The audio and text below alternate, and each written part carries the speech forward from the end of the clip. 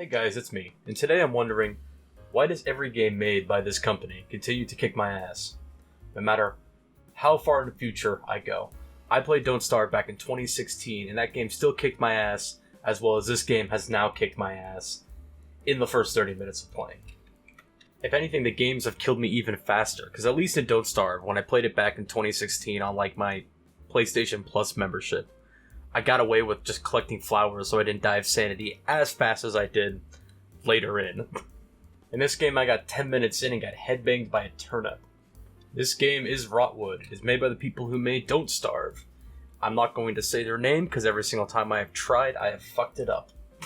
I've narrowed it down to it either being Clay or Clei. Clei sounds really dumb saying it out loud now. In my head, it sounded better. So I'm going to go with Clay. I think it's Clay. This is a roguelike game you can play with up to 4 people, and will gladly bully you with vegetables. The goal, as a roguelike normally is to not get bullied by vegetables and kill the boss, which usually consists of another big vegetable. For the case of the first 2 areas, it is a tree and an owl. I did not plan this out correctly. Let's just skip over that part. To commit what I will call salad side, you get a bunch of utensils to deal with the vegetables you are fighting.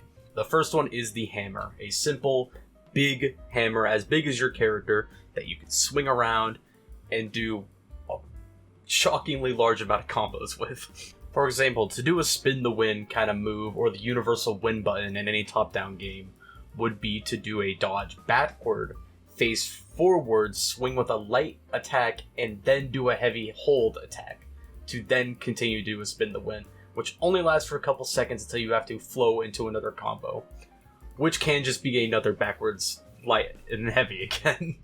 There are also random skills you can get, which can be kind of swapped out mid-match depending on what you can find in the shops, or just the basic one that has whatever version of the weapon you're using, and can be kind of swapped into the combos as well. Not as nicely as the actual move sets are, but work pretty well. The hammer itself is mostly the most basic starting weapon. It's the one you start the game with most of the time. And only special thing about it is the focus idea, which happens basically when you do a big heavy combo finisher. It's kind of your big damage attack. It'll glow blue and all this stuff. It's basically the game going, whoa man, that's gonna fuck up that radish you're about to wail on.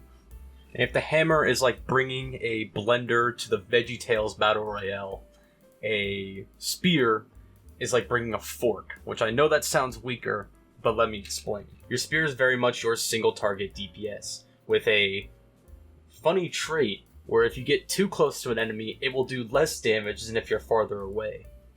This game does not believe in the idea of follow through. You're either stabbing from a distance or you might as well be punching the enemy, because it will cut your damage in half if you try and stab them at a closer range. You can still hit them with pretty much every attack, and there's even a push attack that you can use, which I'll get back to because it really annoys me.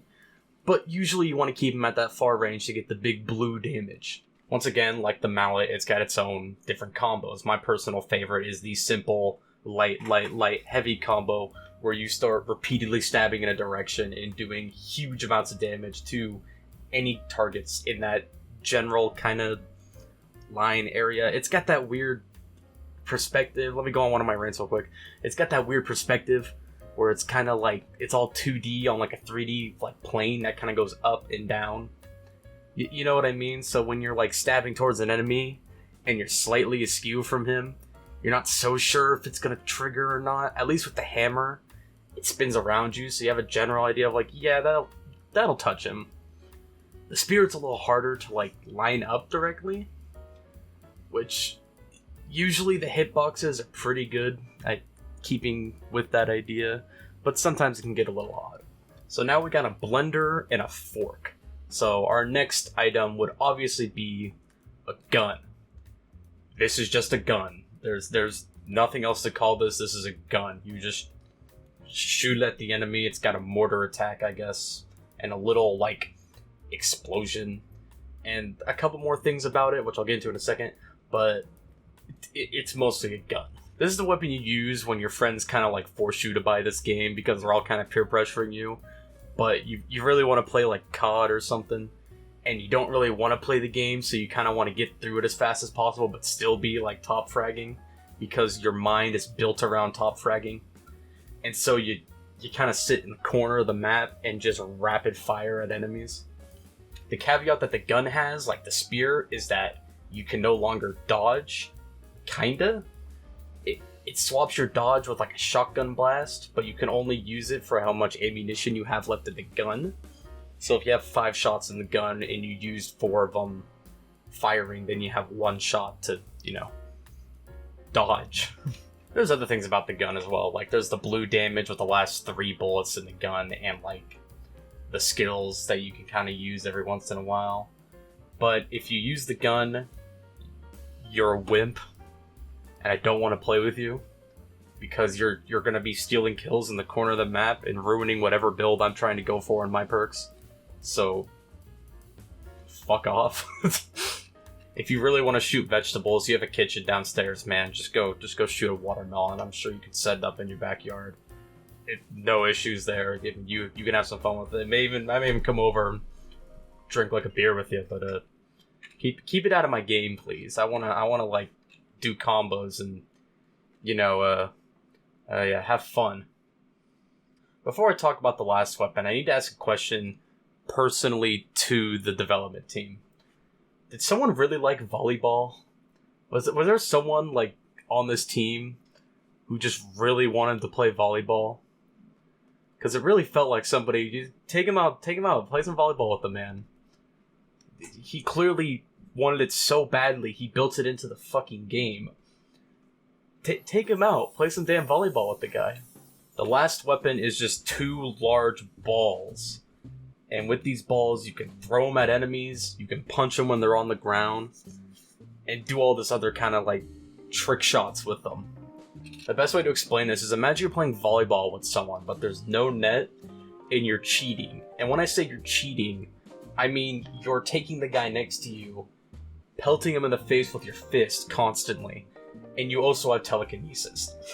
And you're just moving the 2 balls, there's 2 of them now, you're moving the 2 of them just onto the other side and hitting them with it as well, because it's not like they can punch it away, you're forcing it back down on them. These things are absolutely silly to use, and the reason why is because of the enemies you fight. The enemies have a lot of different forms. When you start, you'll be fighting like turnips and garlic and other various vegetables and whatnot, but as you go farther in, you kind of get newer items and newer different kind of enemies as you go in. If there's one word I'd use to describe every enemy in the game, it's very, very, very incompetent. Your character too, your character's also pretty incompetent. Let's start us off from the beginning. That tree first shot a projectile out of his head and blew it into the trap, trying to hit me with it, which is a very cool idea in the first place. This Improceed got hit by the wind trap and shot it into his teammates, which does damage to them as they're stuck in their own trap. He then continued to attempt to assist the garlic that was rushing at me by blowing it upwards to throw it off trajectory and try and throw it into me as well. And then continued to throw all 3 enemies into my attack, which I was going to miss, to immediately insta-kill his whole team except himself.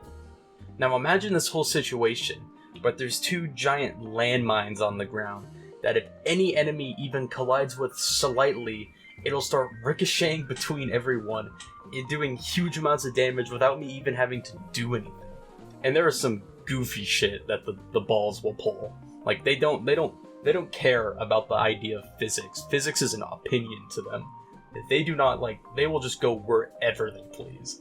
Sometimes they'll fly away from enemies, sometimes they'll ricochet between all the enemies and hit everyone and kill most of them almost immediately.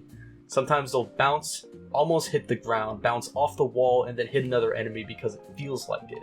These things are so chaotic that I almost wish they could do damage to you, because if they could randomly do damage to you if you missed a hit, that would be so unbelievably funny to watch it concuss you and then continue to concuss everything around you. Sadly, this does make it very kind of hard to use, especially when you're trying to grind through the later areas, that I usually fell back on the spear more than I liked using the balls, but they're so goddamn fun to mess with. I never thought I would say this, but killing Larry the Cucumber is so much more fun when I'm swinging balls at him, alright?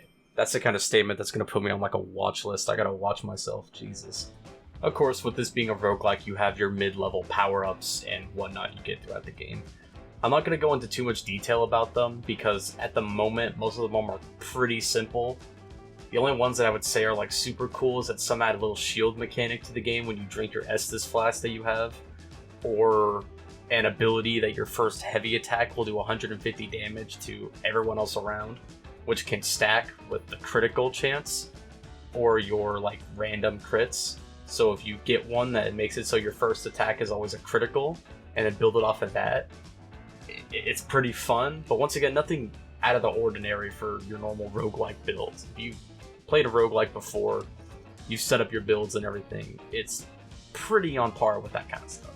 Not to say that's a bad thing. There are some annoying things about this game, which I'm about to get into, but it's just kind of there. Like, it's nice. It's your nice roguelike stuff. They're fun to use. It's cool to make like a really, really crazy build throughout it, but it's nothing like insane. Now for some of my issues, because if you look at this game on Steam, it has mixed reviews, and I completely understand that, because there's a lot of things that are really annoying, but are also stuff that I kind of get in my own ideas. First off, the difficulty spike. The difficulty spike, until recently, was not explained about how drastic it can end up being. Let me give you an example. The first area, your attack level needs to be like 5, which was something you couldn't check until the newest update, but that's early access, so, you know, for getting some UI stuff, I'm fine with that. You couldn't check it till the most recent update. The next one is 23. And you're probably thinking, oh, there's some simple like way to upgrade your gear, and yes, there is. There's a way to upgrade your gear from a character who's in the level 34 area that you have to unlock by completing the first mini-boss. So no matter what, you kind of have to grind through that first point. Once you have them, getting the upgrade materials is a whole other issue. And let me give you an example with the second upgrade of the spear. Now to get these, you needed these little like green plush crafting things that you get from the little green guys. Supposedly. I got ones before through a mission, for the most part, that I used for a little plushie, because at the time I didn't know that there was crafting material, or like it was something for crafting other things than a plushie. I really wanted that fucking plushie, alright, it's cute, it's sitting next to my little spawn area. And so you get it from the green guys. You're like, oh, alright, I'll go to the area I was just in and farm the green guys. And I mean, you can get it. Sometimes, maybe. Then you're like, okay, maybe the chances are higher, so I'll go to a better area and then try and farm those there. And it's like, I mean, it's a little higher. You could still kind of, I mean, it's hypothetical. It's game theory. Maybe you could get it. Maybe. Try. And then you're like, alright, well, there must be a chance, if I get the random chance, this is also a chance, to get the bag area I can go to. And maybe that bag can have the crafting material I need. And I mean, technically it could. I don't know, maybe it doesn't feel like it. It's up to the bag. How's it feeling today? You kind of just killed all of its vegetable friends. Maybe it doesn't want to give you anything. And chance in a game like a roguelike is pretty simple, especially with crafting materials. I get having a rarity to get some crafting materials. But I have 10 hours in the game, and from the start of me trying to get this to now, I got 2 of them. Just 2. I didn't even get them through those 2 ways. I got it through the little treasure hoard thing at the end of the areas that you can slowly level up through time. I didn't even get it through the other ways that you're supposed to be able to get it. The chances are so goddamn high to start that it's super hard to get some of the crafting materials you need. And like I said, this is for starting. At the point I'm 10 hours in, at the point that I'm in, I don't even want to know what the next crafting materials are. Because I'm just scared of that. Well, now you're probably thinking, alright, well how about I just forego crafting anyway? As you go through the areas, you'll get new gear and level up your character through that. You can just get newer items. It's always gonna be better as you go in. I mean, you can. If someone can prove me wrong about this is my theory about how it works so far. someone can prove me wrong about this, please do, because I'd love to figure out the exact way that it decides to do this. So, as you go through an area, there's a random chance. Take a shot every time I say random chance here. There's a random chance to get a shop, which has a random assortment of different items and upgrades and different spells. There is a random chance to get an item from the 2 weapon racks that can spawn, which have a random chance of choosing 2 random items from the random loot pool per the area you're in. This loot pool will grow or shrink with different items depending on your rank in the area, your frenzy rank, which is kind of like the prestige of every area. You kill the boss and you go back through it kind of idea. These are all specific items per frenzy, per area, which have a random chance of spawning anything from the loot pool. So if you're on a Frenzy 3 area and you didn't fully max out the Frenzy 1 loot pool, that shit will take up your spots in the older one, if it decides to. And getting the currency to get it can be kind of cutthroat at times. If you go through a run and you're not doing like any specific prestige, like mastery kind of idea to get like 1 or 2 every time, you're going to be stuck getting the one that you have to get for using your in-run currency, kind of like your gold in-run currency kind of idea. You could spend 200 of that, which is a pretty big amount, for 1. At the lowest level, the buyable items start at least 5. So now you gotta stack that chance on. What if you get an item that is really good, but oh, you're 1 or 2 short, you're gonna have to come back around next time. Oh, but the RNG god decided you don't get this item this time. Have fun, keep running it until it decides to give you the one item you're looking for. Because of all of this, I still have not been able to beat Area 3. I just got to it tonight. And I've been playing for the last 4 days. Luckily, as of recording this, which is astonishing, they just released a Rotwood launch feedback action plan, which after reading through it, goes through every single gripe and issue that I've seen explained about at all, even through the reviews, which is astonishing timing, which, you know, if they fix all these issues, no problem. I'll gladly come back to this game when it fully releases and do another review on it.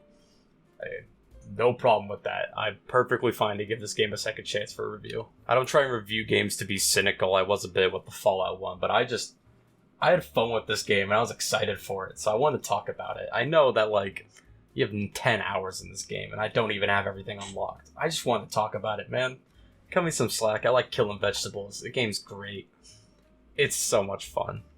I just hope that this game gets as much love and support as Don't Starve does, because there's a lot of cool stuff in this game, and there's a lot of stuff that I'm not touching on at the moment, because I want people to just experience themselves. That's why I didn't mention the story or the characters at all.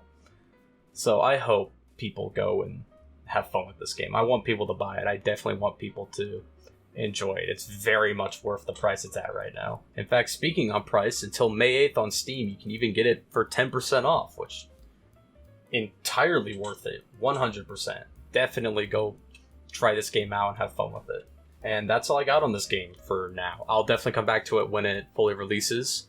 I'll definitely stream it soon. I really want to do that because I feel like it'd be a lot of fun.